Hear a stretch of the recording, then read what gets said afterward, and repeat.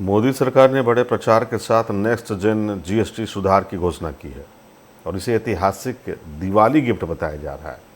CPI नेता अजय सिंह ने इस पर अपनी प्रतिक्रिया देते हुए कहा है कि वास्तविकता में यह सुधार कोई राहत नहीं बल्कि राजनीतिक गिमिक है।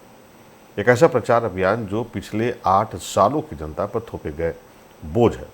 कॉरपोरेट परस्त नीतियों और वित्तीय केंद्रीकरण की हकीकत को छिपाने के लिए चलाया जा रहा है। उन्होंने कहा कि सरकार अपनी गलती मानने के बजाय उसी शोषण को राहत के पैकेजिंग में जनता के सामने बेच रही है।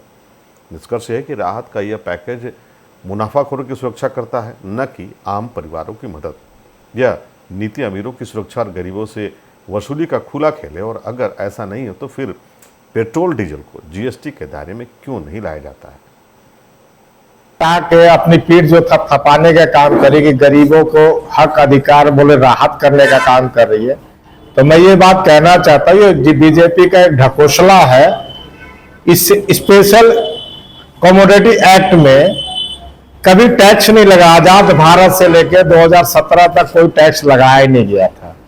ये मोदी सरकार जब आई तो एसेंशियल कमोडिटी एक्ट में भी उन्होंने टैक्स लगा दिया, जिसमें आपने दिया था पेंसिल से लेके, पेन से लेके, कलम से लेके, चावल दाल जितने भी चीजें आती है जो एसेंशियल कमोडिटी एक्ट के तहत आती है, और उस पर उन्होंने टैक्स लगाया।